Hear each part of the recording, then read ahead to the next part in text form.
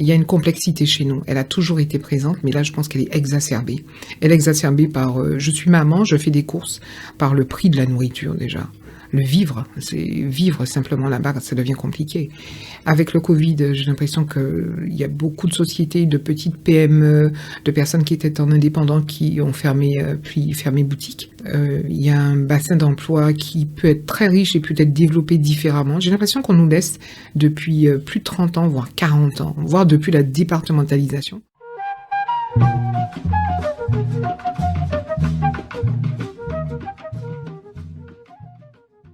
Salut à toi qui écoutes, bienvenue sur Dom Talk Podcast, le podcast Outre-mer. Ici on raconte le parcours de vie des personnes originaires de Guadeloupe, Martinique, La Réunion, Guyane et Mayotte. Nous sommes plus de 2 millions et nous voix compte et j'ai décidé de te les partager. Si mes épisodes te plaisent, je t'invite à les partager autour de toi, à les liker, à les commenter. Retrouve mon actualité sur Instagram, Dom Talk Podcast.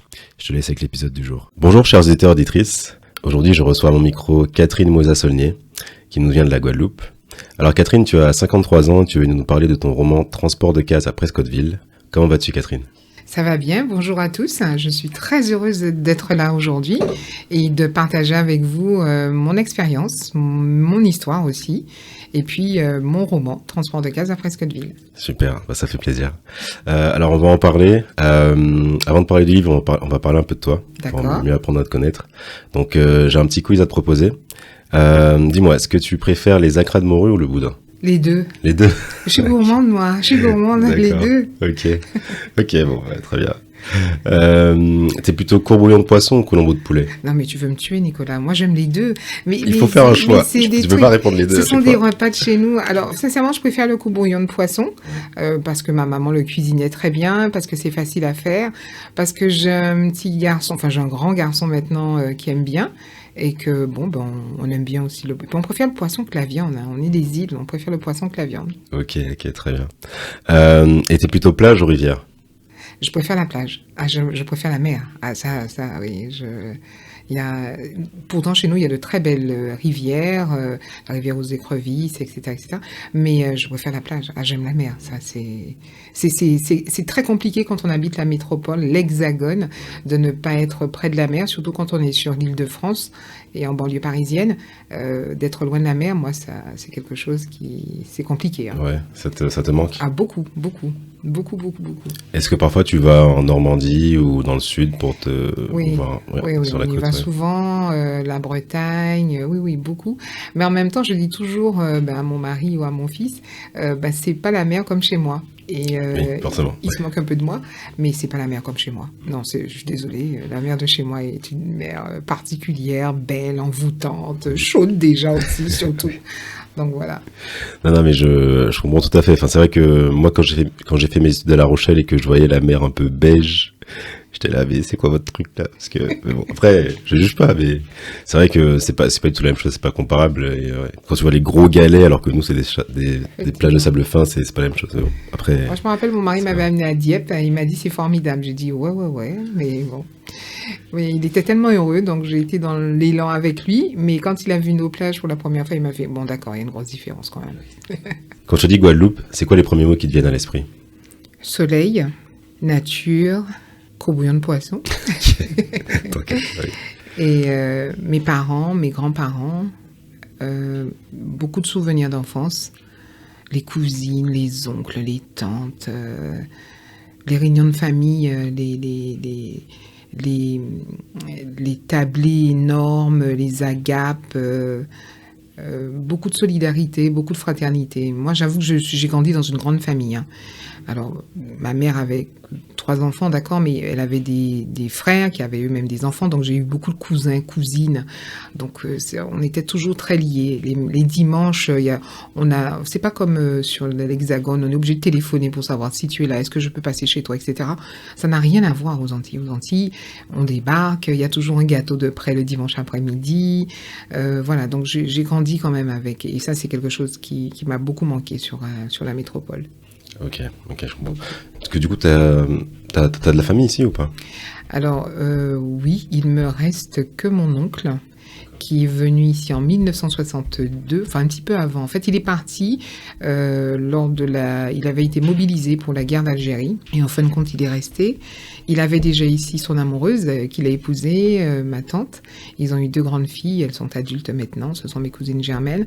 Et eux, maintenant, ils font le va-et-vient entre les Antilles, entre la Guadeloupe et la métropole. Et c'est seulement eux qui restent. Alors, les cousines sont ici, elles travaillent, mais même elles sont mariées aussi avec des Antillais, donc qui, eux, sont nés là-bas, contrairement à mes cousines qui sont nées sur la métropole. Okay. Et ils ont envie de rentrer, les maris, donc fatalement, petit à petit. Mais ils font aussi le va-et-vient. Je pense qu'à un moment donné, il y a un appel aux sources qui est terrible, qui est constant là. Et j'avoue aussi que ces dernières années, à cause du Covid, je pense que ça a remis beaucoup de choses en perspective, la vie de beaucoup de personnes, les racines, redécouvrir qui on était, se rapprocher de la nature, revoir sa façon de vivre aussi. Et je pense qu'en tant qu'Antillais, tous ceux qui sont autour de moi, outre la famille, parfois les collègues aussi, me disent exactement la même chose. Ils y vont plus souvent, voilà. Et puis, le Covid a été dévastateur aussi. Il y a beaucoup de personnes qui ont perdu des amis, de la famille. Donc, oui, ça a remis beaucoup de choses en perspective. Donc, il ne me reste que mon oncle et ma tante. Mais effectivement, même eux, ils font le va-et-vient. Donc, voilà. Ok, d'accord. Est-ce que toi, tu as cet appel du retour aux sources? Il est terrible. Oui. Il est terrible. Et je m'attendais pas à être dans une telle envie de vous retourner chez moi. J'avoue qu'au décès de ma mère, c'était le premier choc. Alors, j'allais déjà aux Antilles très souvent. Hein. Je n'ai jamais été coupée. Je ne me suis jamais coupée de mon île. Tous les 2 ans, parce que quand on a des enfants en bas âge, entre l'école et les vacances scolaires, il faut s'adapter, etc. Et non, je n'ai jamais coupé avec mon île ni avec ma famille. Donc oui, tous les 2 ans au départ, et après ça presque tous les ans. Quand maman est tombée malade, c'était tous les ans que j'y allais, parfois 1 ou 2 fois dans l'année, parce que voilà.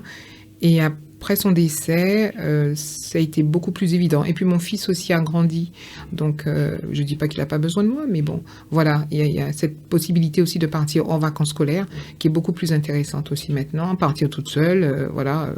Oui, t'as plus de flexibilité. Voilà, okay. Donc c'est beaucoup plus intéressant maintenant. Et oui, et puis j'ai pris de l'âge, et puis j'ai l'impression d'avoir donné une partie de ma vie sur la métropole. Il fallait que ça se passe comme ça, on a chacun des destins différents, mais là j'ai envie de rentrer à la maison. Alors peut-être pas définitivement, mais partir 3-4 mois, revenir, etc. Mais voilà, ça c'est capital là maintenant. Ok, ouais. Très bien. Comment tu décrirais la vie en Guadeloupe? Facile et difficile. Hier encore, je regardais un documentaire sur France O. Il y a un documentaire qui est sorti là, qui est sur la plateforme Outre-mer, que j'invite d'ailleurs à regarder avec attention. Ça parlait des différents départements et territoires d'Outre-mer. Il y a une complexité chez nous. Elle a toujours été présente, mais là, je pense qu'elle est exacerbée. Elle est exacerbée par je suis maman, je fais des courses, par le prix de la nourriture déjà. Le vivre simplement là-bas, ça devient compliqué.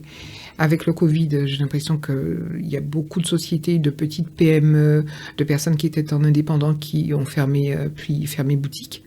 Il y a un bassin d'emploi qui peut être très riche et peut être développé différemment. J'ai l'impression qu'on nous laisse depuis plus de 30 ans, voire 40 ans, voire depuis la départementalisation. Je pense que je vais me faire des ennemis, mais tant pis. Mais franchement, depuis la départementalisation, j'ai l'impression qu'on nous laisse dans un même creuset comme ça. On nous empêche de développer l'île. Et pourtant, on a beaucoup de jeunes qui partent de la Guadeloupe, la Martinique, la Guyane, la Réunion, Nouvelle-Calédonie, des différents territoires, qui reviennent avec beaucoup d'idées innovantes et qui, quand ils arrivent, sont complètement bloqués. Ils ne peuvent pas les développer, ces idées-là. Pas de possibilité de faire un prêt, par exemple. Ça, c'est très particulier aux Antilles.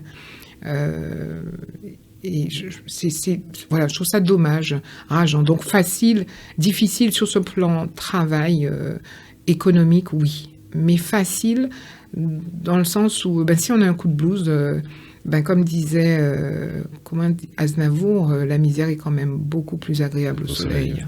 Parce que ici, quand on termine la journée, il fait gris, on rentre chez soi, etc. C'est quand même morose. Et par contre, quand on est aux Antilles, on peut toujours aller marcher, on peut s'aérer différemment, on peut toujours aller voir les parents, on peut discuter avec le voisin. Enfin voilà, moi j'ai des voisins, donc on discute. Il y a toujours un échange de quelque chose. Dans mon jardin, j'ai des coraux-sols, allez, moi je te donne des bananes. Enfin voilà, il y a quelque chose. Il y a cette fraternité qu'on a toujours conservée et qui date des Lacous d'ailleurs, et qu'on a, et que je pense qui fait que la vie est plus sur ce point-là en tout cas, et c'est vivable, c'est plus doux, c'est bon, de toute façon demain que ça s'acabaille, parce que je dis là ça fait comme ça, demain que voilà, mais ici c'est différent sur la métropole, c'est très différent. Il y a un individualisme qui est exacerbé ici, c'est terrible. C'est vrai.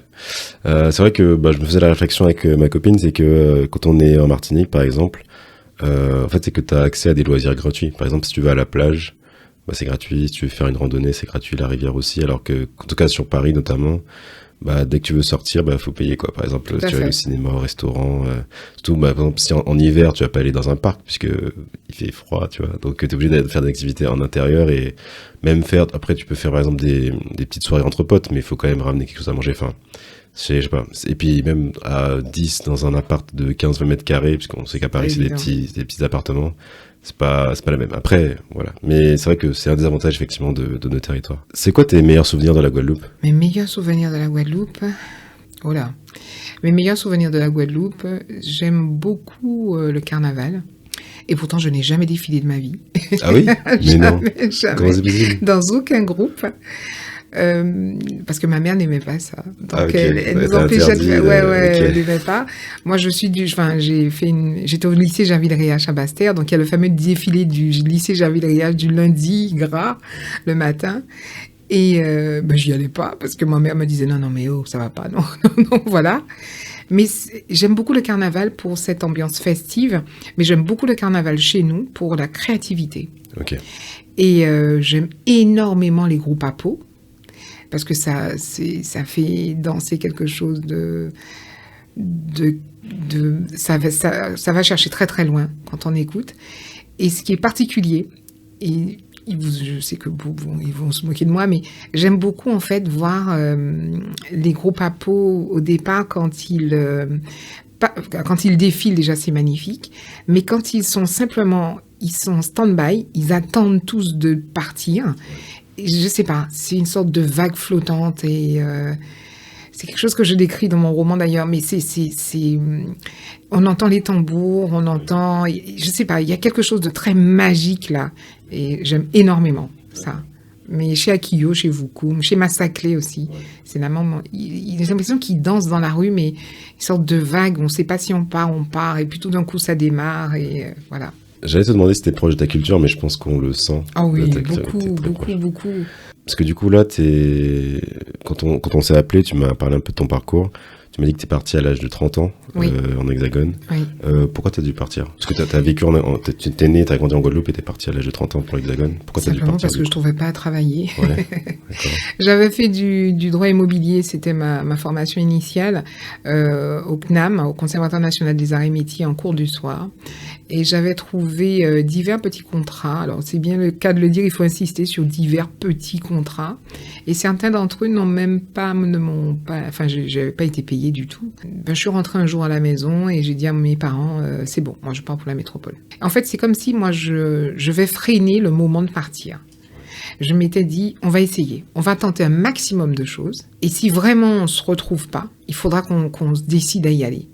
Donc voilà. Donc je suis rentrée, il y avait une cousine qui était venue en vacances, qui travaillait sur la métropole qui était ici depuis 1953, sur l'Hexagone, et j'ai été la voir, on a discuté longuement, et elle a été voir mon père, elle a dit, écoute, je pars avec Catherine, et si au bout de 6 mois ça marche pas, je prends moi-même mon argent et je te la renvoie. Donc, mais au bout d'1 mois et demi arrivé ici, je travaillais déjà, c'était incroyable. Et après, après la vie fait, on change de société, mais on s'insère, on fait des formations aussi. Et puis on s'insère, et puis voilà. Donc vraiment, c'est parce que je trouvais pas à travailler. Et à un moment donné, en tant que femme, on se dit, on construit notre vie comment aussi. Ouais. Parce que tu travaillais dans quel domaine? Enfin, tu cherchais dans quel domaine? Dans l'immobilier, Ok. dans le droit immobilier. Ok. Et je faisais de la veille pour les marchés publics. Et ce qui est marrant, c'est que même au niveau des municipalités, c'était compliqué. Ouais, parce qu'ils recherchaient, c'était un domaine tout nouveau. Hein. Les Antilles ont une structure. Alors, bien que nous faisons partie de la France, nous sommes français, donc les lois s'appliquent aussi dans nos départements.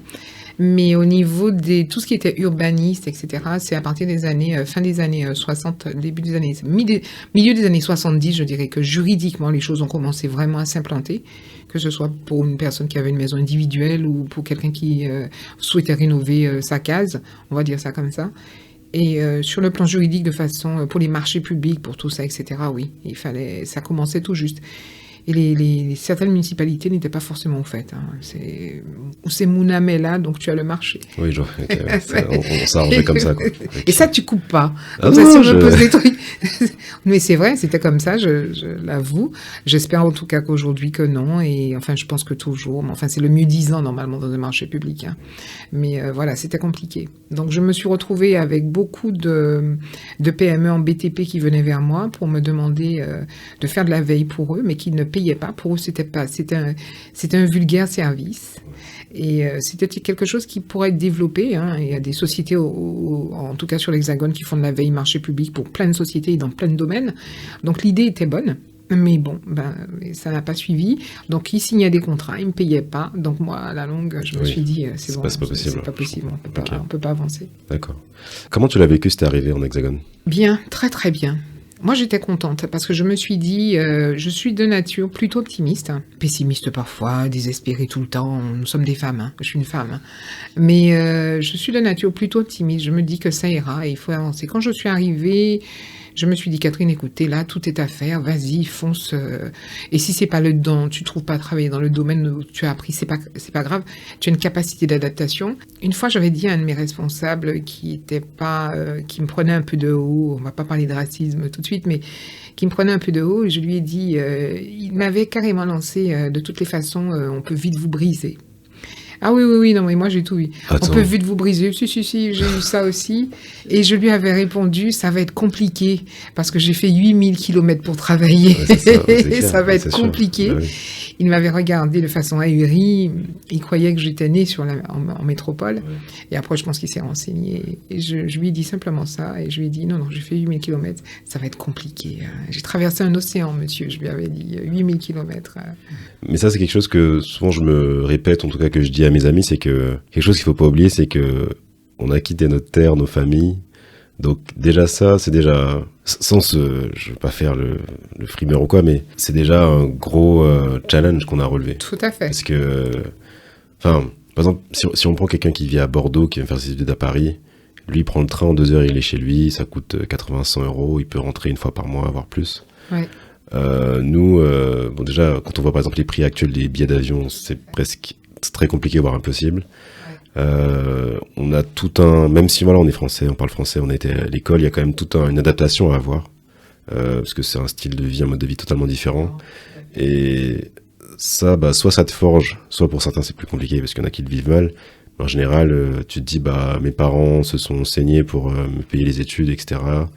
Il faut que j'y arrive, quoi. Donc ça fait quelque chose que ça te renforce, quoi. T'étais en contact avec la communauté antillaise quand t'es arrivé ici ou pas? Pas forcément, parce que j'avais une tante qui était, une grande cousine plutôt qui m'hébergeait, qui était assez casanière, qui avait déjà un certain âge aussi, hein. Elle avait déjà plus de 50 ans quand elle m'hébergeait pendant quelques mois, qui ne sortait pas plus que ça. Pourtant on a visité plein de choses, hein, les musées avec elle, franchement j'étais pas, mais non, elle n'était pas forcément en communication avec la communauté antillaise. Elle avait de très bons amis, je pense, qui étaient arrivés. Alors, leur génération, déjà, quand ils sont arrivés sur la métropole, c'était déjà autre chose. Hein. Elle a quand même pris le bateau pour arriver ici au Havre. Enfin bref, on a vu, il y avait la série à la télé, on a même montré comment ça se passait avec le Bubidome, etc.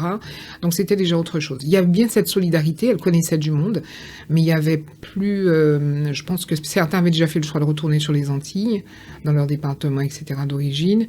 Et puis, non, j'étais pas... Comme je ne connaissais personne, et pourtant j'avais des amis qui étaient venus dès le départ après le bac faire leurs études ici, mais on n'a pas gardé de grandes relations. Et puis je suis quelqu'un de plutôt casanière, hein, tu sais... Enfin, comme je dis souvent, chez moi, les gens sont très surpris quand ils me connaissent un peu. Mais comme chez moi, il y avait tout. Quand j'étais au pays, il y avait des tantes, il y avait des cousines, il y avait tout. Il y avait un clan de plus de 100 personnes. Donc, quand t'es dans ton clan, t'es bien. Tu fais des zouks, t'es entre cousines, enfin cousin, cousine. T'as quelques amis qui viennent, bien sûr, mais voilà. Donc, quand je suis arrivée en métropole, c'est ce qui m'a manqué. Mais de là à vouloir m'insérer dans un groupe, enfin dans le groupe, ben, pas vraiment. Et puis, je savais pas trop comment faire. Et comme j'étais partie sur un objectif, trouver à travailler, voir comment je me construis. Parce que quand t'as 30 ans, t'as pas 20 ans. Donc, quand t'as 30 ans, il faut, là, c'est plus canalisé et c'est plus, ouais, il faut quand même, dans les 3-4 ans qui suivent, que tu te dises, OK, ben, j'ai fait un pas. Ouais. Donc, là, c'était différent. Mais j'étais ravie, moi, de rencontrer quand je les rencontrais, quand je croisais pour X raisons. Ah non, pas du tout. Enfin, ça se passait toujours très bien. Mais c'était rare, quand même, les interactions. Et c'est là que les gens, quand ils vont écouter, ils vont dire, mais celle-là, c'est une aristocrate. Mais non. non, je pense que, enfin, tu l'as bien dit, en gros, t'es arrivé à l'âge de 30 ans. En fait, t'avais besoin de t'insérer professionnellement et d'avoir une stabilité professionnelle. C'était ça ton objectif. Et je pense aussi, à 30 ans, t'as peut-être une maturité qui fait que, en général, quand tu arrives à 20 ans, t'es étudiant, t'as besoin de t'intégrer au groupe parce que déjà t'as l'éloignement, tu commences ta vie d'adulte, tu commences à te construire et tout. Donc je pense qu'à 30 ans, tout ça c'est fait normalement. Oui, c'est ça. Et ouais, voilà, toi tu voulais un travail, avoir ta stabilité, voilà, c'était ça l'objectif. Donc Puis c'était un défi aussi parce que mon père, il avait dit, comme il me sait très casanière, j'étais très collée à ma mère, hein, donc il a dit à maman, ben qu'elle essaye partie, mais occupé au moins 2 mois de Timounaz là. Et en fin de compte, non. Donc c'était aussi le défi pour montrer à mon père, ben que voilà quoi. Parce que tant qu'on est au pays, quand ça va pas, on retourne chez papa et maman hein, quelque part. Mais bon là, il fallait y aller. Ok, très bien. C'était aussi le défi. Ok, super. Catherine, t'es écrivaine aussi dans la vie. Bon, t'as écrit Transport de cases après Scottville, oui. Un livre qui raconte l'histoire du déclassement des familles antillaises dans les années 60, qui sont passées d'un mode de vie habité horizontal à un mode de vie vertical. Mm-hmm. Il est question de conditions de vie de l'époque, de maternité et de conditions de la femme. Pourquoi t'as voulu écrire ce livre ? Alors, pour tout te dire, j'ai écrit ce livre il y a plus de 30 ans. Et voici encore une subtilité de nos îles. Il y a plus de 30 ans, j'étais étudiante. Au conseil d'architecture, j'ai fait un stage, étudiante en droit immobilier. Au conseil d'architecture, j'ai fait un stage. Et là, j'étais insérée dans une équipe pluridisciplinaire d'architectes, d'urbanistes, qui eux aussi étaient étudiants ou étaient déjà à leur compte. Et le conseil d'architecture faisait appel à eux. Alors, le conseil d'architecture, il y en a dans tous les départements de France. C'est un organisme public, régional ou d'État. Enfin, c'est financé par les deux. Et si une famille, toute personne, d'ailleurs, beaucoup de familles d'origine modeste viennent les voir pour l'amélioration de l'habitat. Donc, ça peut être changer la toiture, ça peut être etc., etc. Et moi, j'étais insérée dans une de ces équipes. Et un jour, on s'est retrouvés sur une commune que je ne nommerai pas parce que la personne, j'ai vu la maison dernièrement. Et la dame, malheureusement, est décédée. Et on a été voir cette dame. Et c'était la mairie qui nous avait demandé de venir parce qu'il fallait améliorer ce logement qui était en bord de mer, qui était sur les fameux 50 pas du roi. Il y a la loi de 86 qui est sortie, comme quoi qu'il fallait que toutes ces personnes aient un titre de propriété, voire les déloger, puisqu'on n'a pas le droit soi-disant d'habiter là, bien que quand on voit ce qui se passe aujourd'hui aux Antilles, on peut encore se poser des questions. Bref. Oui, il y en a qui s'arrangent avec la loi, quoi. Exactement. Et donc, on était allé voir cette dame, et là, tout d'un coup, elle a eu peur, parce qu'elle a cru qu'on allait l'amener dans une maison de retraite. Et donc, j'étais avec deux très bons camarades, d'ailleurs, jusqu'à présent, architectes et urbanistes, et eux, ils n'ont pas compris, ils ont eu peur un moment, il y a eu un moment de recul. Donc, moi, j'ai été près d'elle, je lui ai parlé, j'ai expliqué pourquoi on était venus, et elle me dit, mais moi, je ne veux pas quitter ma case. Je veux pas... Il est là avec moi. Alors, moi, je regardais l'assistante sociale de la mairie qui nous avait accompagnés, et je lui ai dit, mais elle vit avec quelqu'un ici? Elle me dit, je ne sais pas. Donc, et je lui ai dit, mais qui? Elle me dit, mais l'homme que j'aime est avec moi, moi je ne veux pas le quitter, je ne veux pas quitter ma case, c'est lui qui m'a amené ma case. Et là, elle nous montre des photos d'il y a plus de 50 ans, magnifiques, en noir et blanc, et elle nous raconte sa vie. Et donc elle nous raconte que la case a été posée, que quand sa mère a découvert qu'elle était tombée enceinte, la maman lui a quand même mis dehors. Enfin bref, être fille-mère dans ces époques-là n'était pas chose évidente aussi, donc c'est une condition de femme qu'on découvre, contrairement à notre génération. Et quand je suis rentrée chez moi le soir, je dis à ma mère, ah oui, on était voir une dame, ça s'est passé comme ça, etc. Et maman me dit, oui, à l'époque, les cases, on les déplaçait. Et puis bon, la curiosité aidant, tu cherches, tu essaies de comprendre et tu découvres toi-même que tes grands-parents avaient une case et que quand ton grand-père et ta grand-mère se sont mariés, on leur a offert en 2 pièces case. Après, ils ont mis d'autres pièces autour et qui représentent aujourd'hui la maison familiale. Enfin, voilà. Donc, il y a tout un parcours comme ça qui a été fait. Donc j'ai commencé, alors j'aimais déjà un petit peu écrire, ça c'était un petit hobby comme ça, avec des jolies choses, observer les gens, la nature. Et après, je me suis dit, tiens, pourquoi pas, on va commencer à écrire quelque chose. Donc, j'ai commencé à poser des paragraphes, à poser des personnages, à rendre hommage à cette dame, quelque part, et à plein d'autres dames, plein d'autres mamans de l'époque. Comprendre aussi la maternité aussi à cette époque-là, parce qu'elle a perdu sa petite fille très tôt, les conditions dans lesquelles que ça se passait, on suppose, on devine beaucoup de choses. Aller faire des recherches aussi sur le plan social de cette époque. Il y a très très peu de témoignages, mais il y a des personnes qui comme Madame Tarrer par exemple, qui est l'une des pionnières notamment sur la Guadeloupe pour tout ce qui concerne la contraception, la maternité, les premières assistantes sociales aussi. Il y a beaucoup de reportages, moi je vous invite aussi à découvrir, il y a beaucoup de reportages sur l'INA, les documents INA de l'époque sur les Antilles françaises, et on verra ces familles avec, ils le disent eux-mêmes dans les reportages, j'aime pas trop ce mot-là, mais avec des batteries d'enfants, et les conditions de vie étaient quand même assez terribles.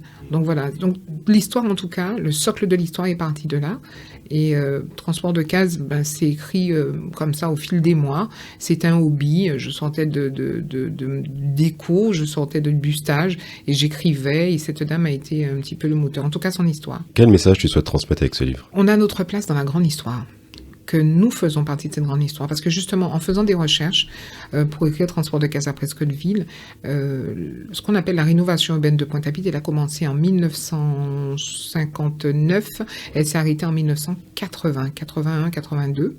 Il y a eu un discours d'Aimé Césaire fin des années 60, parce que le général de Gaulle était venu aux Antilles françaises en 66, 67, je crois. Mais il faut vraiment que je regarde. Mais enfin, il y a eu ce fameux discours un petit peu avant d'Aimé Césaire et qui disait mais vous développez la métropole, mais vos compatriotes antillais vivent dans des cases au sol terreux. Et ça, c'était un mot qui m'avait vraiment impressionné quand j'ai relu ce discours-là.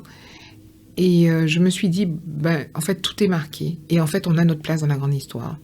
Et en parlant même à des collègues qui sont, eux, entre guillemets, métropolitains, un très bon collègue d'ailleurs, et il me disait, mais tu sais, moi, je viens de l'Auvergne. Et quand je suis arrivée sur l'Île-de-France, j'ai vécu dans les bidonvilles de Nanterre. Et ensuite, dans ces années, fin des années 50, il y a eu ce grand programme de construction. Donc mes frères, ma famille faisait partie des premiers qui ont eu un appartement dans les grands HLM de Nanterre.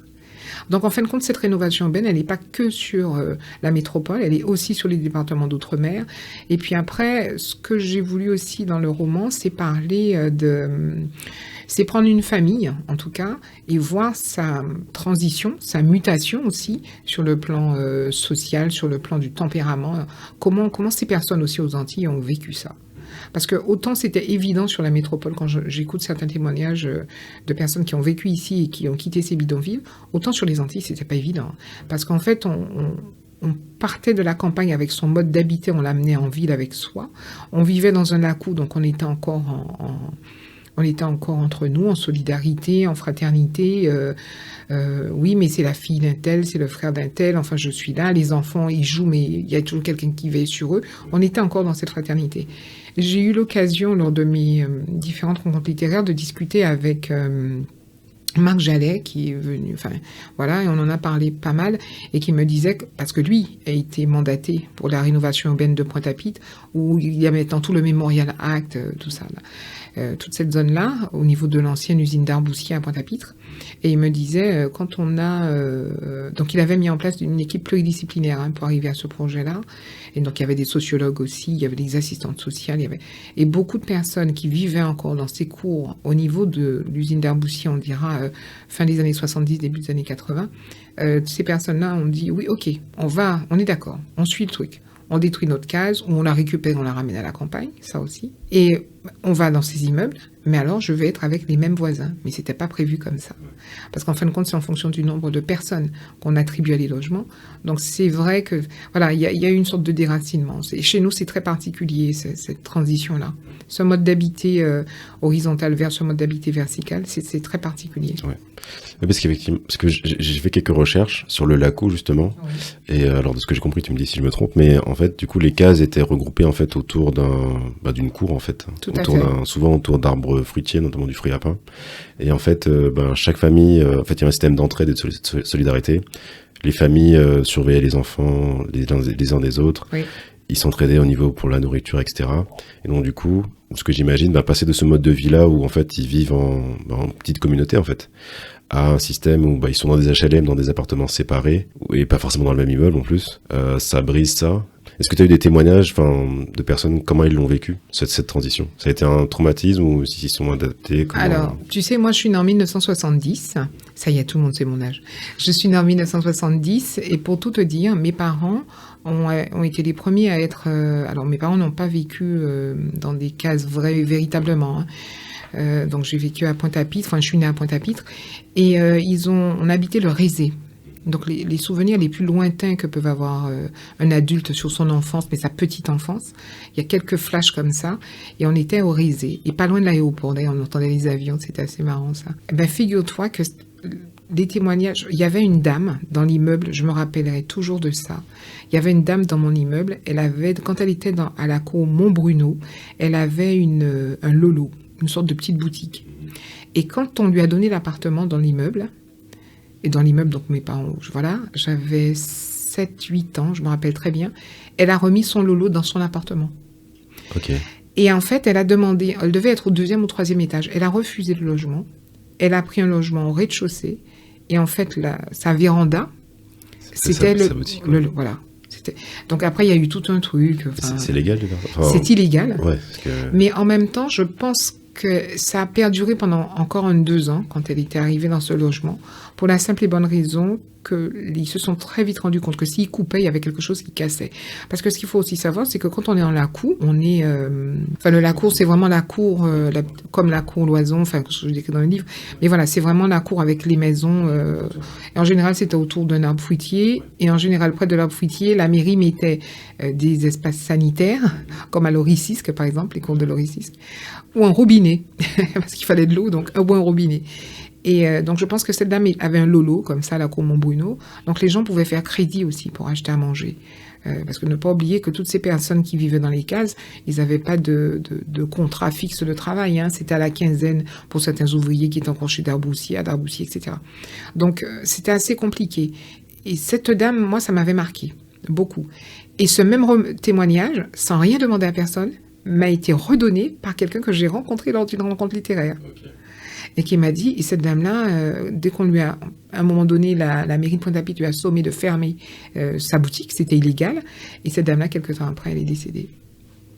Donc voilà, il y a plein de témoignages comme ça que j'ai retrouvés, des personnes qui sont pas restées du tout dans les HLM aussi, qui ont fait remonter leur case, aussi branlante qu'elle était, vers la campagne, et qui, dès que le week-end arrivait, reprenaient les bus et repartaient à la campagne Grande Terre. Okay.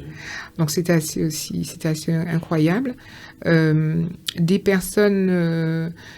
j'ai rencontré une dame qui est cadre, je ne vais pas nommer du tout son nom, enfin bref, elle est à la tête d'une très grande administration à Bastia, une Antillaise, que je salue si un jour elle m'écoute, si elle écoute le podcast, et qui est venue vers moi à la fin d'une de mes premières rencontres littéraires et qui m'a dit, avec ce livre-là, vous m'avez enlevé la honte.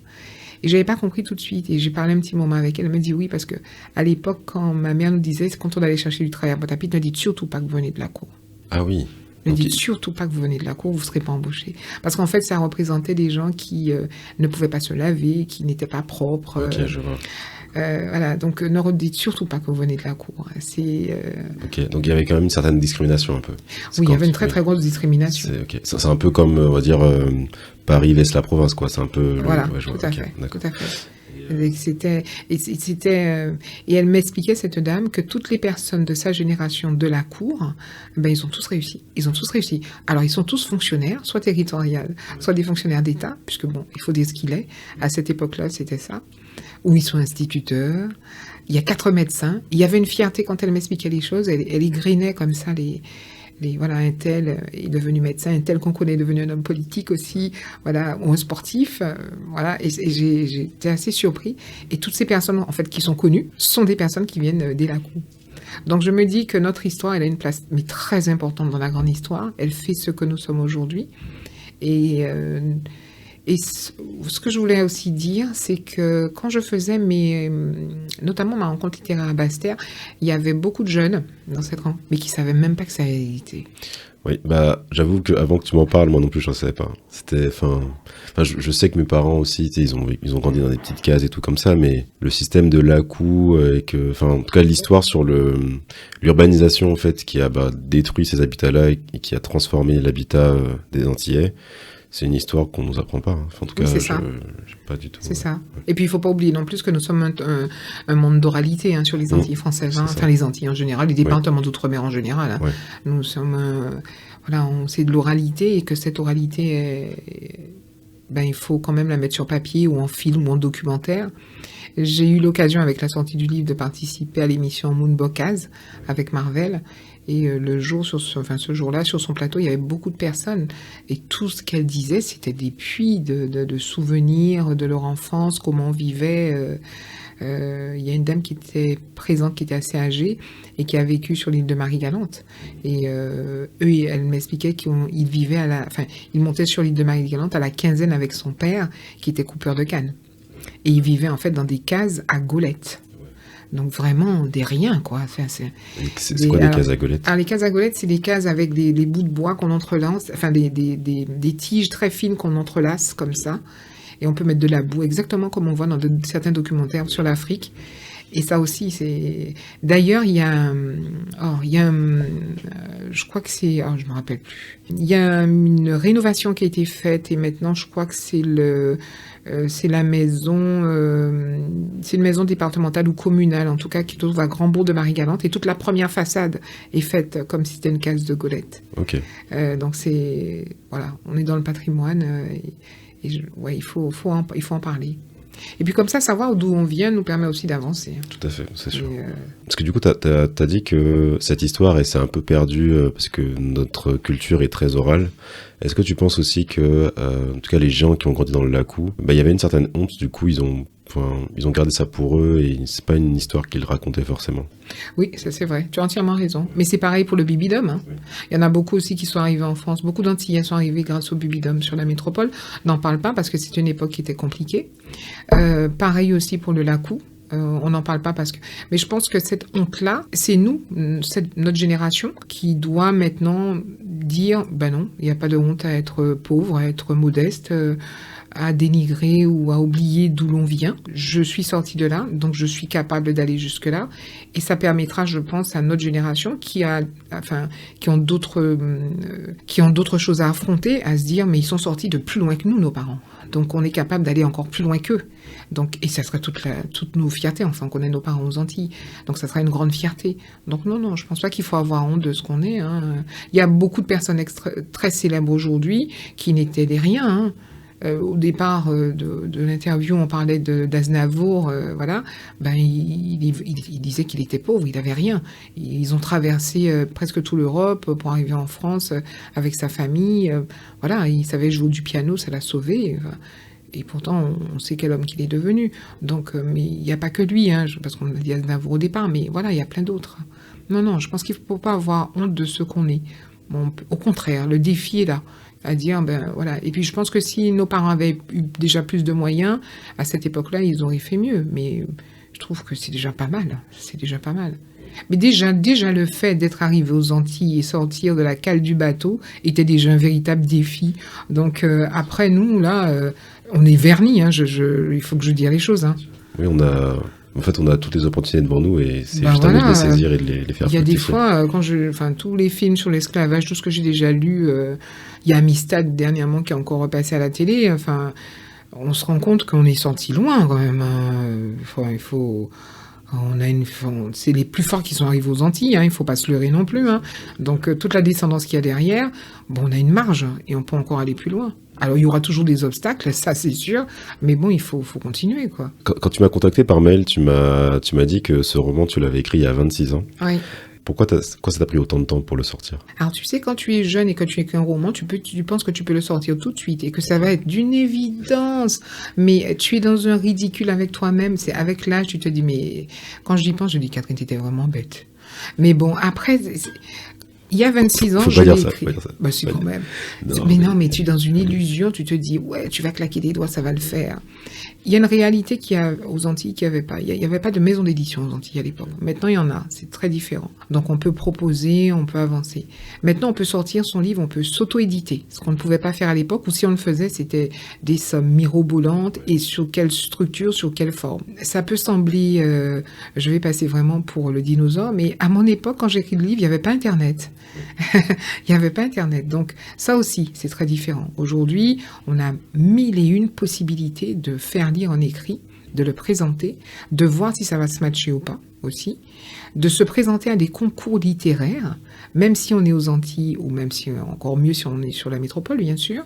Il y a 1000 possibilités. Donc, 26 ans a été peut-être une période je dirais, d'attente, une forme de résilience, mais je suis plutôt fière de moi, sans pour cela avoir les chevilles qui enflent, mais en me disant, j'avais un projet, je l'ai conservé, je l'ai amélioré au fil du temps, et j'ai pu le proposer aujourd'hui. Donc, ne jamais désespérer.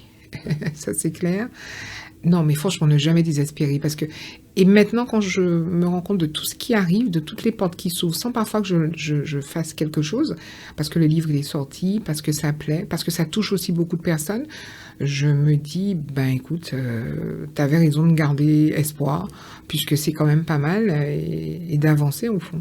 Et puis je me suis dit à un moment donné, si c'est que celui-là que tu écris, au moins tu aurais été jusqu'au bout de l'affaire. Donc, pas de regret. Non, très bien. Tu peux être fier de toi pour ça. Merci. Comment ça s'est passé? Comment t'as fait pour l'éditer, du coup? Alors moi, j'ai participé en 2019 à un concours littéraire chez Mazarine et Fayard Éditions. J'ai été finaliste de finaliste, mais c'est pas moi qui ai gagné. Bon, c'est pas grave, c'est la vie. Il n'y a pas de hasard dans la vie, hein. Je suis croyante et il n'y a pas de hasard dans la vie. Donc ça s'est passé comme ça. Et ensuite, le Covid est arrivé. Donc tout a été en stand-by. J'avais reçu un appel d'Éléonore Delair à l'époque, qui était l'une des éditrices principales de chez Fayard, et qui m'avait dit, écoute, je vais t'aider, on va voir comment on peut l'éditer, etc. Qu'il y a quand même du potentiel sur son roman, que mon écriture était jolie. Et ça aussi, se faire juger, apprendre aussi à se faire juger et apprendre aussi à rectifier le tir sur ses écrits. Ça aussi, c'est quelque chose que l'on apprend. Et peut-être la maturité que j'ai aujourd'hui m'a permis de le faire en toute bienveillance et en réflexion. Peut-être ce que je n'aurais pas si j'étais plus jeune, je pense. Un petit peu en tout cas. Et puis, donc ça s'est passé comme ça. Et puis, le Covid est arrivé. Et puis, on ne pouvait pas le faire, l'éditer. Elle m'a pas laissé tomber. Elle a été honnête. Elle a essayé de le présenter à d'autres maisons d'édition que je ne vais pas nommer, qui ont trouvé le texte très beau. Mais pour quel public? Ça m'a choquée quand elle me l'a dit. Parce que le public, il est bien là. Comment le défendre aussi? Donc voilà, mais elle m'a toujours pas laissé tomber. Et elle m'a présenté Andrea Field chez Librinova, qui est une plateforme d'auto-édition, et qui m'a proposé de l'éditer, de voir ce que ça pourrait donner et de voir si ça pouvait prendre. Alors Librinova, c'est une plateforme d'auto-édition. Ils sont bons dans leur domaine d'édition et ils vous accompagnent jusqu'au bout, jusqu'à la sortie du livre. Ce qui est pas bien, c'est qu'ils n'ont pas de partenariat sur les Antilles, les départements et territoires d'outre-mer, donc c'est compliqué, il faut acheminer, il faut acheter un certain nombre de volumes. Un volume de livres et le faire... et trouver des partenariats sur les îles, donc ça a été fait assez rapidement, mais de mon propre chef, et puis faire sa publicité toute seule. Mais c'est bien aussi, je pense que je vois l'arrière, parce que si j'étais vraiment dans une maison d'édition, ça aurait été chouette et tant mieux. Mais puisque je n'y suis pas, donc ça m'apprend aussi à me battre pour faire de la publicité toute seule, à vendre un produit, parce que le livre, quand on l'a écrit, il faut laisser sa casquette d'auteur et devenir un peu commercial et vendre son produit, le présenter. Et le présenter avec dynamique, avec tact, avec bienveillance, avec résilience aussi, parce que certaines portes se ferment, mais de façon parfois très violente. Ça, je l'ai vécu dernièrement, d'ailleurs en contactant une librairie sur Paris. Et puis d'autres portes s'ouvrent et vous amènent encore ailleurs et vous permet encore de faire de plus jolies choses. Donc, comme notre rencontre aujourd'hui, par exemple. Donc, je regrette rien. Donc, j'ai écrit un deuxième roman qui est actuellement... là, je suis encore en train de peaufiner les choses. Qui va s'appeler peut-être Tombolo, mais qui va même presque s'appeler Tombolo, parce que ça va raconter des choses intéressantes aussi. On va encore parler des Antilles. Faudrait que tu l'envoies à quel âge pour... Non, j'ai dit... L'âge. Ah, mais non, je suis lancée, là, c'est bon. Non, j'ai dit, il faudra que tu l'envoies à quel âge? Je sais pas si... à quel âge? Qui a écrit... mais d'ailleurs, c'est lui qui m'a inspiré ça. Ah ouais? Mais oui, parce que en fin de compte, j'ai vu la vidéo. Ouais. Mais alors moi, je vois la vidéo, j'écoute ce qu'il dit, parce que moi, je suis d'un certain âge, donc très souvent, quand il chante, les jeunes chanteurs, c'est pas toujours évident. Mais bon, j'ai un garçon qui t'a traduit pas mal de choses. Ouais. Oh là là, s'il m'entend, il va dire, c'est bon, les gens comprennent pas ce que je chante. Non, j'ai jamais dit ça, quel âge. Je dis simplement qu'à partir d'un certain âge, c'est vrai qu'il faut être au taquet sur les expressions. Il y a de l'argot, il y a des choses. Voilà. Mais ce qui est bien, on parle d'écriture avec Kalash, c'est qu'il arrive à jongler sur une écriture créole, caribéenne et française. Tout à fait. Et en mettant des sons incroyables. Donc, pour ça seulement, s'il m'écoute, c'est sympa et félicitations. Mais c'est vrai que son morceau Tombolo m'a énormément inspiré déjà. Un retour sur soi, en fait, quand il explique dans cette chanson, qui lui est personnelle et je n'ai pas à débattre dessus. Et puis surtout le lieu qu'il a tourné. Parce que quand on cherche dans le dictionnaire Tombolo, c'est une sonorité purement africaine. Et pourtant, c'est un mot bien français qui vient c'est un terme géographique, en fait, la réunion entre un continent et une île. Et voilà, toute l'histoire, en tout cas, est là. La réunion entre... oui, c'est ça, entre un continent et une île, ce bras de mer qui unit deux espaces. Et on va dire que le prochain roman, ça va être une sorte de retour au pays natal pour un jeune qui est né sur la métropole, qui connaît pas forcément les Antilles et qui va faire ce chemin-là. Je vais pas en dire trop parce qu'on est vraiment en train de travailler dessus déjà avec quelques personnes bien posées sur les corrections pour ne pas faire les mêmes erreurs que sur le premier roman. Mais voilà, enfin, qu'est-ce que je peux dire pour ce roman-là? Je suis partie aussi d'un proverbe africain qui dit qu'il faut un village entier pour élever un enfant. Oui. Voilà, donc on va... Mais écoute, on va se revoir et puis on va en reparler. Oui, bien sûr, avec plaisir. Dès que ça sort, tu m'appelles et on fait ça, avec plaisir. Et du coup, tout à l'heure, tu parlais du fait d'être passé de la casquette d'écrivaine à commerciale. Est-ce que t'aimes bien être... porteuse de ton propre produit, en tout cas en faire la promotion, comment tu le vis ça? Eh ben tu sais quelque chose, Nicolas. Au départ ou à un moment donné dans l'interview quand on parlait, je t'ai dit que je suis croyante et qu'il n'y a pas de hasard. Oui. Quand je suis arrivée en métropole, c'était le développement des plateformes téléphoniques. Ils cherchaient des téléprospecteurs, etc. Donc il y a un mécanisme sous ce type de métier. Il y a un speech, un script, il faut le lire, en tout cas l'assimiler au maximum pour quand tu es au téléphone avec le client. Eh ben cette partie de ma vie m'a énormément aidée. Là, en tant que commercial, déjà pour présenter un dossier de presse qui soit complètement différent de ce qu'on attend, faire en sorte que quand on me lit, que mon parcours soit extrêmement fluide. Quand je suis au téléphone avec quelqu'un, que la personne ait envie, en plus de ma jolie voix, que la personne ait envie de savoir un peu plus derrière le personnage, l'auteur, le livre, pourquoi. L'histoire est très atypique puisque ça ne s'est jamais écrit, donc faire en sorte que cette histoire-là, elle soit punchée, qu'elle parle et qu'elle soit quelque part aussi universelle, puisqu'on parle de logement, par exemple, on parle de Mayotte actuellement avec tout ce qu'on entend. Donc voilà, que ça soit un thème en tout cas qui soit pas si éloigné, même si l'histoire part de 1934 pour arriver à 1962. Et j'ai aimé en tout cas, voilà. Donc il a fallu tout ce que j'avais appris sur mon arrivée en métropole en tout cas en faisant du télémarketing, puisque j'ai travaillé dans des sociétés télémarketing, ça m'a permis en tout cas de reprendre cette casquette de commercial et d'y aller, quoi. Et de me dire, même si, parce que quand tu es au téléphone, par exemple, le prospect peut te dire, ça ne m'intéresse pas, il te raccroche au nez. Ben voilà, même si on raccroche au nez, c'est pas grave. Le prochain, peut-être que ça marchera. Donc, voilà, donc avoir positionné quelque chose avec du recul, avec rigueur, mais la casquette et puis la casquette de commercial dans le monde littéraire, dans ce milieu-là, m'a permis de voir beaucoup où est-ce qu'il faut pas aller. Où est-ce qu'il faut pas aller? Alors, il faut pas aller chez des éditeurs qui sont à compte d'auteur. Qui sont à compte d'auteur. C'est-à-dire que tu as des éditeurs qui sont à compte d'éditeurs et des éditeurs qui sont à compte d'auteur. C'est-à-dire ils se disent éditeurs, mais tu payes tout. Mais c'est pas quand tu fais de l'auto-édition, c'est noir sur blanc, ça. Tu sais où est-ce que tu es. Mais tu as des éditeurs qui te disent, et qui en plus te raflent tes droits d'auteur. Donc, tu signes chez eux. Ton livre ne t'appartient plus, ton histoire ne t'appartient plus. Donc, eux, derrière, ils peuvent le négocier pour la télé, ils peuvent le négocier pour le traduire, pour les traductions, mais tu reçois parfois presque rien dessus. Donc, il faut faire attention à ça. Et en plus, tu payes. Tu as certains éditeurs sur la place, que je ne vais pas nommer, qui te disent, ah ben oui, il n'y a pas de souci, moi je suis d'accord à vous faire signer, mais vous devez m'acheter 500 exemplaires. Et que tu commences à récupérer ce que tu as vendu en livre à partir du 502e exemplaire. Il y a tout ça. Donc, ça m'a permis aussi de voir, avec cette casquette de commercial, où est-ce qu'il ne faut pas aller. Et puis après, de se dire, même si la porte qu'on souhaite, qui est la meilleure, ne s'ouvre pas, il faut être patient. Et il faut peut-être se faire connaître différemment. Et c'est pour ça que je te disais que 26 ans, c'est long pour beaucoup, mais pour moi, c'est parfait. Avec le recul maintenant... Et vu mon grand âge, je me dis que c'est parfait parce que j'ai tous les outils à ma disposition aujourd'hui.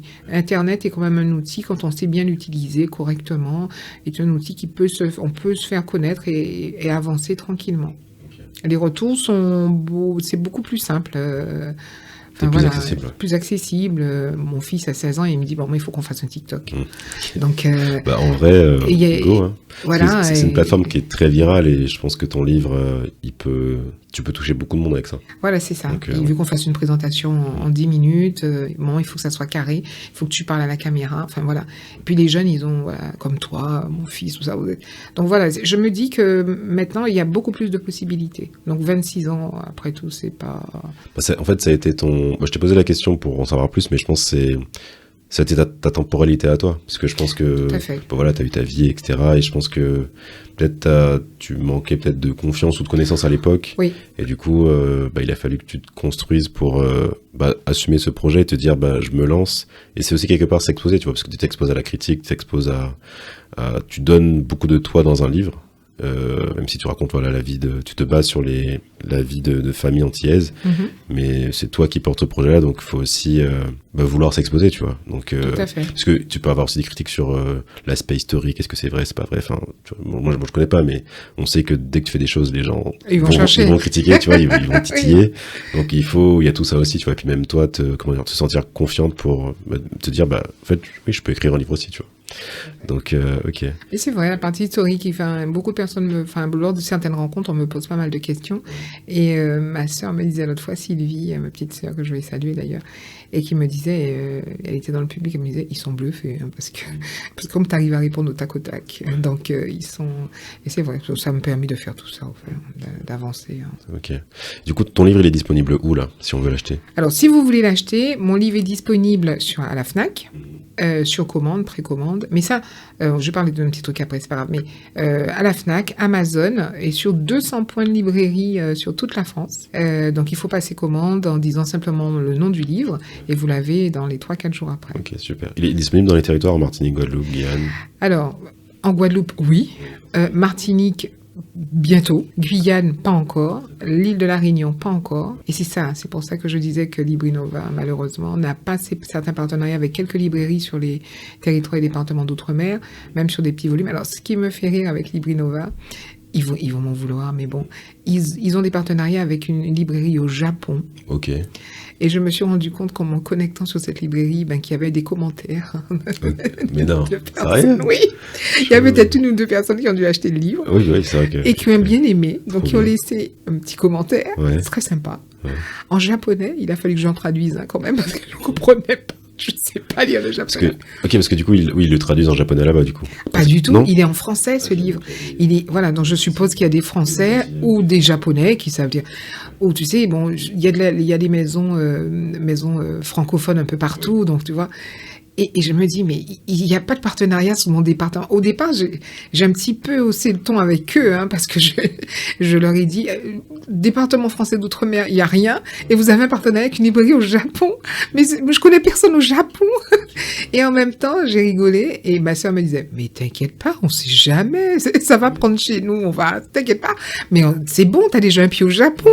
Enfin, mais les quelques connaissances que j'ai me taquinaient beaucoup là-dessus, d'ailleurs. Hein. Tu vas me dire si tu peux le faire ou pas. Est-ce que tu peux démarcher des librairies sur place et leur vendre le livre? Oh, d'accord. Oui, tout à fait. C'est ce que j'ai fait avec Cultura, et je salue d'ailleurs Sabrina Ramsamy, hein, l'une des responsables livres chez Cultura Guadeloupe, à Destrédan. Je l'ai appelée, on a discuté, j'ai parlé de mon projet et tout, et elle m'a dit, et elle était la première tout de suite à me dire, tu peux m'envoyer une vingtaine d'exemplaires, est-ce que on met en place une dédicace? Et le jour de cette dédicace, j'ai vendu les 20 en fait. Ça c'est le bouche à oreille, etc. Ça a très très bien fonctionné. Il y aura une nouvelle dédicace le 3 juin prochain, d'ailleurs, la veille de la fête des mères. Et il y a une surprise si vous venez acheter un livre, parce que comme le lendemain c'est la fête des mères, il y a plein de jolies choses que j'ai préparées, des petites choses à la main, parce que l'héroïne du livre, c'est Fils, elle est couturière. Donc j'ai préparé beaucoup de petites choses, très simples, mais si le livre est à offrir à maman, par exemple, voilà. Donc ouais, c'est... Où est-ce qu'on peut retrouver ton actualité, si on veut suivre l'actualité du livre, tes dédicaces, savoir où tu... Alors, j'ai un compte Instagram, okay. Ça y est, je me lance, hein, j'ai un compte Instagram. Super. C'est @Moueza, Moueza, _du6, c'est Catherine. Ok, super. Écoutez, les auditeurs, allez vous abonner, suivre l'actualité de Catherine. Et voilà, si vous voulez lire le livre, rejoignez-le en séance de dédicace. Si. Et puis n'hésitez pas, même. Il y a des extraits, je crois que les 30 premières pages sont disponibles sur Google. Donc n'hésitez pas à les lire, n'hésitez pas à me laisser un commentaire, n'hésitez pas à me contacter si vous souhaitez. Et si vous êtes une librairie, moi je suis partante, on peut faire une dédicace chez vous. Et quelque chose de très joli, on peut faire ce qu'on appelle un café créole littéraire. C'est quoi un café créole littéraire? Moi, j'aime bien proposer, hein, c'est notre côté généreux des choses. Et j'ai toujours du café maison, du café créole à la maison. Donc, je propose quelques librairies qui vont déjà contacter, un café créole. Donc, j'amène le café. Alors, on est en France, hein, ça sera avec des chouquettes. Hein, mais bon. Mais voilà, et puis autour du livre, discuter. Et puis, je travaille sur ce livre-là avec, en tout cas, tout ce qui est la promotion, avec une très bonne amie que beaucoup de personnes connaissent, qui s'appelle Cynthia Fibel. Je vous invite à aller voir sur Internet son actualité. Et puis elle a créé un documentaire aussi qui s'appelle Elle se livre, CELIVRE. Et elle interroge beaucoup de femmes sur leur activité, voilà. Et Cynthia, en faisant la plus grande rencontre littéraire que j'ai fait actuellement sur la Guadeloupe, m'avait dit, écoute, il faut qu'on trouve aussi des petits films de l'époque, en 8 mm. Donc on a essayé en tout cas de faire quelque chose de sympathique. Donc chaque fois que je fais une dédicace, ce petit montage qui doit durer 2-3 minutes, qui est avec des films de l'INA de l'époque qui ont été créés, passés par Guadeloupe la Première notamment, on peut le voir, on pourra aussi le voir. On va essayer de le mettre sur le compte Instagram. J'avoue que le compte Instagram là, il est un peu en stand-by parce qu'il y a tellement de choses autour. Il y a ta rencontre, j'enregistre bientôt à la première page l'émission littéraire qui est sur la plateforme des Outre-mer. Donc il y a beaucoup d'actualités autour de moi, mais c'est vrai que le compte Instagram il n'est pas vraiment à jour parce que tout se bouscule et il faut aller vite. Mais voilà, on peut aller sur en tout cas le site, le compte Instagram. Catherine, là ça fait plus de 20 ans que tu vis en Hexagone. Oui. Comment tu vis l'éloignement avec la Guadeloupe? Je peux pas dire qu'il y a un véritable éloignement.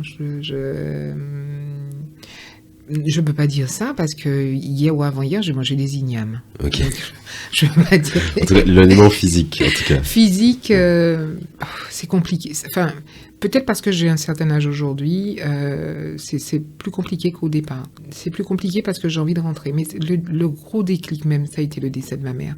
Parce que là, à partir du moment parce que tant qu'on est sur l'Hexagone, quand on retourne au pays, on sait qu'on a encore toute la structure. Tout ce qu'on a connu quand on est parti, elle est encore là. La famille, et même dans ma famille, j'ai perdu du monde. Des grandes tantes sont parties, etc. Et là, le fait d'avoir perdu ma mère, c'est déjà un choc. Bon, voilà, moi j'étais très proche de ma mère. Le fait qu'elle soit plus là, j'ai pas trop envie d'être loin de ce qui reste. Donc, mais quand je dis ce qui reste, c'est pas péjoratif. Hein. Oui, bien sûr. De mon père, oui, parce que j'ai encore mon père de vivant, mais du reste de ma famille aussi, mais de ce qui reste, c'est-à-dire tout le reste de mes souvenirs. J'ai cette sensation que si je n'y retourne pas, il y a quelque chose qui va s'effriter. Et je sais pas pourquoi je n'arrive pas, en tout cas pour le moment, à m'expliquer ça. Mais c'est pas dramatique, hein, tout va bien. Hein, mais voilà, j'ai cette sensation-là. Et c'est peut-être la sensation des gens qui sont loin. Le fait de ne pas être là. J'ai écouté un reportage, une interview de Fatou Diom dernièrement. Et elle répondait à un journaliste qui disait oui, mais il y en a marre, il y a trop de personnes d'origine africaine qui viennent en France. Et elle avait répondu du tac au tac en disant que vous vous rendez même pas compte que la personne qui part, qui quitte son village, qui traverse autant, tout ce qu'il laisse. Et c'était assez poignant, voilà, ce qu'elle disait. Et j'ai eu cette sensation-là. Enfin, j'ai cette sensation-là. Donc, voilà, mais j'ai cette possibilité de revenir plus souvent qu'avant. Et surtout les moyens. Parce que aussi, ça paraît pas m'habiller, c'est cher. Alors, le fait d'avoir peut-être déjà construit cette partie vie-travail ici, ça me permet aujourd'hui de pouvoir partir un peu plus souvent. Tout à l'heure, tu m'as dit que tu souhaiterais pas forcément rentrer définitivement.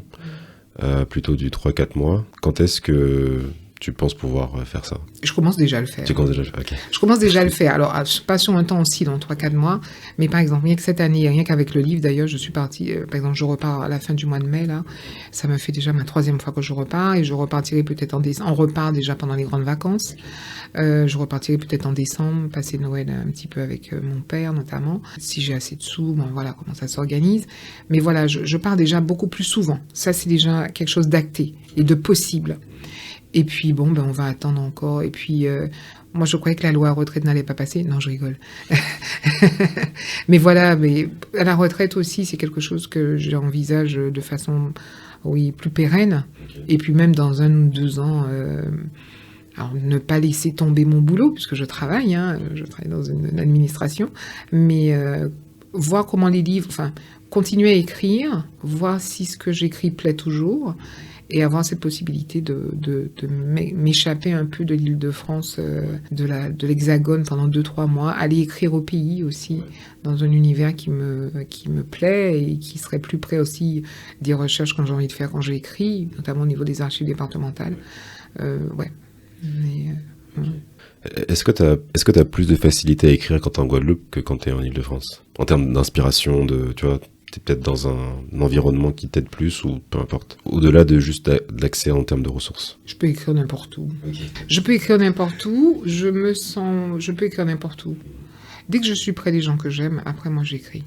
Je peux écrire. Moi je me rappelle quand j'ai commencé à écrire le roman, enfin, pas commencé à écrire le roman, mais quand j'étais en métropole, quand j'ai commencé à peaufiner pour me présenter Mathis était plus jeune et il était avec son papa et j'avais dit à mon mari arrêtez de faire du bruit là.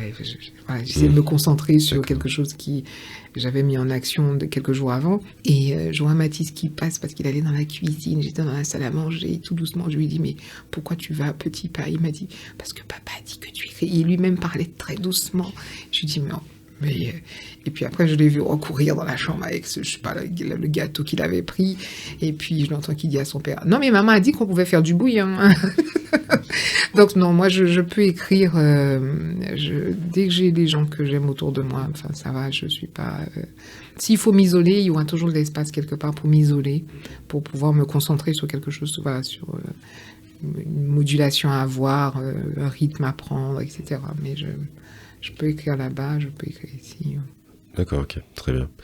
T'as parlé de ton fils qui est adolescent maintenant. Du coup, il est né, il a grandi ici, enfin en Hexagone. Comment tu lui transmets cette partie guadeloupéenne, de cette culture guadeloupéenne? Alors, tu vas rigoler, Nicolas, mais quand on le voit, on dirait un Antillais. D'accord, super. Même s'il est métis. Et oui. Lui-même, quand on lui dit « tu viens d'où ?» il dit qu'il vient de la Guadeloupe. D'accord. Mais il est né ici. Hein. Quand il nous a dit ça l'autre fois, et son père et moi, on l'a regardé, on a dit « que tu veux boire ?» Il a dit « mais c'est vrai, quand on me regarde, on voit que c'est un Antillais, je suis un Antillais, maman. » Je lui ai toujours transmis. En fait, la première fois que je suis partie aux Antilles avec Mathis, il avait 5 mois. Et tout de suite, Mathis, il a été dans le bain. Ouais. Ça, c'est clair. De façon figurée oui. et de façon propre aussi. Oui, les deux. Okay. Il était dans le bain. Okay. Et on a cru, tu sais, il y a des enfants qui, même s'ils sont bébés, tu sens que ça va être un peu compliqué. Ouais. Pas du tout. Moi, ça m'arrange. Alors, quand je suis partie avec lui, bon, il avait pas un poids. Tu sais, quand tu as un bébé de 5 mois et demi, quand tu es jeune maman, tu as peur de donner trop de lait, il faut commencer à passer un peu au solide, etc. Et quand je suis arrivée, ma mère a pris les choses en main. Les bananes écrasées, avec du poisson. Et après, quand je veux retourner sur la métropole, il voulait plus de lait. Donc, tu vois, il avait pris du poids, et le pédiatre m'avait dit, mais vous êtes allé où, là, avec lui? Il était tout doré, il aimait la mer. Alors, quand il a découvert une autre mer, c'était pas... Et là, il aime beaucoup, beaucoup les Antilles. Donc, il est très... Il est antillais, il comprend pas toujours. Il comprend quand je l'enguirlande un peu en créole, parce que la chambre n'est pas rangée, par exemple. Il comprend quand sa chambre n'est pas rangée et que ça passe en mode créole, c'est que bon, il faut s'activer. Donc voilà. Mais il est très antillais, il aime bien manger antillais. Alors, il n'est pas très zouk, c'est pas son truc, mais comme tous les jeunes, il préfère Kalash que le zouk, enfin que le cassave, oui, voilà, des choses comme ça. Mais il a pas du tout honte, hein, parce qu'il y a des personnes, des enfants, bon, la maman est antillaise ou machin, pas du tout. Il est très... Il est dans sa culture, enfin, il est dans cette culture-là, et c'est même lui qui me fait parfois découvrir d'autres choses. Ok, trop bien. Donc, non, sur ce coup-là, j'ai assuré, par contre, là. Il était... Non, parce que c'est vrai que pour beaucoup d'Antillais qui sont nés et ont grandi ici, certains n'ont pas, soit les parents ne transmettent pas, et du coup ils n'ont pas ce bagage culturel, et du coup ils se sentent en décalage par rapport à ceux qui vivent dans les territoires, donc ça peut être des fois compliqué en termes d'identité, tu vois. Donc du coup c'est pour ça que je posais la question. Mathis, quand il était petit, mes parents venaient le chercher, hein. Mes parents venaient début juillet, ils passaient 15 jours avec nous, ils repartaient avec Mathis, et il y avait toujours quelqu'un qui remontait. Quand on ne descendait pas sur les Antilles, il y a toujours quelqu'un qui remonte. La fille de la voisine, la cousine qui est descendue, etc. Donc, il nous le ramenait. Ou quand il était en âge de voyager tout seul, il était ravi. Si, il y a toujours les vacances. Les petites vacances scolaires, c'était chez mes beaux-parents. Et les grandes vacances, c'était, oui, avec les parents de la Guadeloupe. Et il allait des endroits que moi-même, je n'ai pas été quand il était avec eux. Alors moi, je disais tout le temps à ma mère, mais tu nous as jamais amené là-bas. Maman m'a dit, oui, non, mais vous, c'est vous. Voilà, elle nous disait ça à l'époque. Tu allais découvrir aussi. Oui, c'est ça. Ok, ouais. D'accord. Du coup, tu as dit que tu l'enguirlandes en créole quand sa chambre n'est pas rangée. C'est quoi ton rapport au créole, justement ? C'est compliqué, je parle un créole qui est très français. Je fais partie de cette génération, contrairement à la vôtre. Les parents ne voulaient pas qu'on parle créole. Ça continue aussi. Ça continue aussi. Moi, j'ai pas connu ça, mais je sais qu'autour de moi, certains ont toujours ce... Tu vois, donc, mon père, surtout, qui a voulu absolument... qui est républicain dans l'âme, hein, mais bon, je pense que c'est sa génération. J'ai un père quand même qui est né au milieu de la guerre, hein, de la Seconde Guerre mondiale. Donc, c'est tout à fait normal, ce sentiment d'appartenance à la patrie. Et je pense qu'il n'a pas voulu qu'on parle français, qu'il n'a pas voulu qu'on parle créole, pardon. Alors, on comprend le créole, on parle créole, mais il voulait absolument pas qu'on s'initie trop à cette langue, parce qu'il disait que ça vous ouvrira pas de porte lorsque le contraire a été démontré. Et lui-même le dit aujourd'hui, d'ailleurs.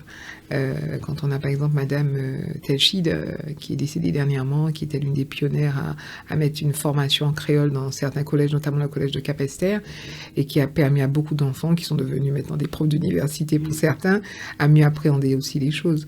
Donc, elle a su faire tout un travail pédagogique, et que l'éducation nationale a souvent mis beaucoup de bâtons dans ses roues, hein, à Madame Telchid avant d'y arriver. Hein. Mais bon, voilà. Mais non, je parle créole. Et quelquefois, je me rends compte que dans mon créole, il y a tellement de français que même mon mari ou mon fils comprend. Donc voilà, c'est assez comique. C'est très comique, cette histoire.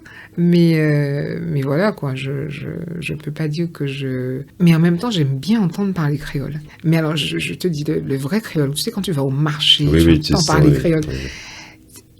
C'est une langue qui danse, voilà. Ouais. Et puis, arrivé à New York, tu sais pas où est-ce que tu vas, mais tu tombes sur un taxi haïtien qui parle créole, tu te dis, t'es pas perdu, tu sais où est-ce que tu es, et donc voilà. Et que tu te dis, ben là, ta langue te permet de... Et de te rendre compte aussi que cette diaspora noire, elle est partout et qu'il y a du créole, voilà. Ouais, je l'ai vécu ça aussi quand j'étais ado. On est parti chez un voyage en groupe, on est parti à Miami, un voyage organisé. Et là, donc c'était avec une dame qui gérait le groupe et du coup, bon, elle parlait anglais, mais des fois, elle galérait un peu.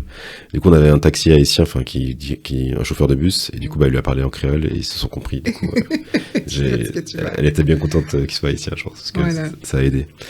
Ok. Mais écoute, Catherine, ça fait plus d'1 heure qu'on discute. Oh, c'était très agréable, en tout cas. Mais oui, c'est pas encore fini. Mais effectivement, on arrive vers la fin de l'épisode. Mais j'ai encore 2 petites questions à te poser. Je voulais savoir, qu'est-ce qui te donne envie de participer au podcast? Alors, la première chose, c'est ce côté marketing. Oui, t'as raison. Il faut connaître faire le livre, mais aussi que les lecteurs apprennent à me connaître, hein, parce que tu sors un bouquin et que tu n'es pas dans un circuit normal d'éditeur et de communication et de publicité par rapport à un livre, comme si j'avais un vrai éditeur. Donc, c'est pas évident. Donc, c'est une façon aussi de se faire connaître. Parler aussi de mon île, parler de mes souvenirs. Il y a beaucoup d'auteurs qui écrivent sur les Antilles, mais qui connaissent pas les Antilles aussi. Ça, j'ai découvert ça aussi petit à petit. Oui, c'est assez comique d'ailleurs. Et quand tu lis les choses, tu te dis, mais c'est pas ça. Moi, j'ai pas vécu ça. Qu'est-ce qu'il raconte Voilà. Et être... mon fils m'a poussé aussi, parce que mon fils m'a trouvé beaucoup de choses. Quand le livre est sorti, il m'a trouvé beaucoup de choses... comment faire de la publicité, qui contacter, et tu étais dans cette liste-là. Parce qu'il m'a dit, maman, il y a quelque chose qui s'appelle Dom Talk, alors Dom, département d'outre-mer, donc ça veut dire parler de l'outre-mer, et je pense qu'il a dû écouter quelques-unes de tes émissions, et il s'est dit, mais maman, là, ça peut être intéressant, comme ça, tu parles de ton île, tu parles de toi, tu parles du livre. Et c'est comme ça que je t'ai envoyé le dossier presse. Donc c'est comme ça que je suis arrivée vers toi, Nicolas. Ok, très bien. Oui, je pense que tu tombes clairement dans le thème. Hein. C'est sympa. Ok, super. Si t'avais un message pour les Guadeloupéens, lequel serait-il? J'ai envie d'être basique et rigolote. Kemberet pas molly. Non, mais j'ai envie de dire qu'on a tout. On a vraiment tout. On est arrivé, à mon avis, on est arrivé, mais que ce soit les Guadeloupéens, en tout cas les départements et territoires d'outre-mer, et même Mayotte, je pense beaucoup à Mayotte parce que j'ai des collègues qui viennent de Mayotte et qui sont extrêmement inquiets pour leur famille, mais qui sont mahorais, mais voilà, même la violence et tout. Nous sommes des îles très très fortes, nous sommes des territoires, mais d'une intelligence, d'une beauté et d'une force et d'une résilience exceptionnelle. Et ça, personne ne pourra nous l'enlever. Ça va être compliqué, que nous restons en tout cas sur un statut de département et territoire d'outre-mer ou que nous changions dans quelques années, parce que bon, on entend de tout aujourd'hui et on voit beaucoup de choses se passer, ça va pas être évident. J'espère qu'on n'ira pas jusqu'à la révolution de nos fameux nègres marrons. Mais je pense que nous sommes des personnes courageuses et très intelligentes et qu'on est capable de renverser la bonne, en tout cas de construire des territoires et des départements d'outre-mer complètement différents de ce que nos parents ont compris, enfin, ont fait et ont subi parfois. Essayons d'être, mais vraiment, comme le titre du livre, j'oublie le nom, quand les Antilles, quand le peuple... Le jour où les Antilles feront peuple, de Mathieu Gama. Ouais. Voilà, c'est ça, de Mathieu Gama. Formidable, vraiment. Et voilà. Sur le podcast aussi. Super. Et je me dis, voilà, il faut qu'on arrive à être beaucoup plus unis. Et puis une chose aussi, il ne faut pas avoir peur de se former. Ça, c'est... Pardon, il faut vraiment pas avoir peur de se former. Il ne faut pas avoir peur de pousser les portes. Il ne faut pas avoir peur d'oser. Et puis, il ne faut pas se dire « Ah, mais j'ai pas réussi mon bac, alors c'est fini. » Ou « J'ai pas réussi ma thèse ou mon master et c'est fini. » Il y a 1000 possibilités aujourd'hui, ce que je n'avais pas, moi, il y a 15-20 ans en arrière. Et je pense qu'il faut y aller. Il ne faut pas avoir peur de créer. Il ne faut pas avoir peur aussi d'aller pousser une banque en Belgique ou en Suisse parce que celle de la France ne s'ouvre pas. Il y a des méthodes de financement de projets qui sont incroyables aujourd'hui. Il faut se poser, il faut voir les choses, il faut voir comment avancer. Il ne faut pas avoir peur, je pense. J'ai vu un documentaire dernièrement que j'invite tout le monde à voir. Ce sont différents jeunes des départements et territoires d'outre-mer qui ont créé des projets. Et je pense à une jeune femme, je ne connais pas son nom, je suis vraiment désolée, mais elle est guyanaise. Et à partir de plantes, elle a créé toute une gamme de produits de beauté. Et elle a tout sur place. Je crois qu'elle a un doctorat en biochimie, quelque chose comme ça. Et elle a participé dernièrement à des masterclass sur la métropole, à un concours même. Elle a même gagné une somme d'argent pour encore développer son activité sur la Guyane. Et ça commence à prendre de plus en plus d'ampleur. Donc voilà, on a tout. On a tout. Donc il faut pas avoir peur de se former. C'est surtout ça. Non, je te rejoins totalement aussi sur le sujet de la formation, parce que je pense que, en tout cas, moi je l'ai vécu quand j'ai fini mon école de commerce et que j'ai commencé à travailler. Je trouvais que je stagnais. Enfin, j'ai travaillé 2-3 ans et tout. Et je me suis dit, ça va être ça pendant 40 ans. Et en fait, ça m'a donné envie de me replonger dans les livres, voilà. De maîtriser, d'apprendre, par exemple, à faire du montage vidéo, etc., à lancer le podcast, en tout cas, faire d'autres choses pour stimuler en tout cas mon intellect, parce que le travail pour le travail, c'était un peu limité. Donc voilà, donc je pense que c'est aussi c'est un beau message aussi de se dire que en fait surtout dans le monde actuel qui va très vite, il y a de nouvelles technologies qui apparaissent tout à fait. Tous les jours. Maintenant il y a l'IA, etc. Si on veut pouvoir, ce qu'on dit, c'est, je crois que, en tout cas, l'espèce qui dure le plus, c'est celle qui s'adapte. Donc il faut apprendre à s'adapter. Ça passe aussi par la formation, je pense. Donc voilà. En tout cas, chers auditeurs, je vous remercie d'avoir écouté cet épisode. Je vous invite à aller lire le livre de Catherine Moësa-Saulnier, Transport de cases à Prescottville. Allez lire ce livre, en tout cas, qui parle de notre histoire, qui parle de ce changement de mode de vie horizontal au mode de vie vertical et des conséquences que ça a eu sur les familles antillaises. Je te remercie d'avoir écouté cet épisode. Retrouve le podcast sur Instagram, DomTalk Podcast. Il est disponible sur toutes les plateformes d'écoute, Spotify, Deezer, YouTube, Apple Podcast et SoundCloud. Je te dis à bientôt pour un prochain épisode. Peace, Foss et un lot de soleil.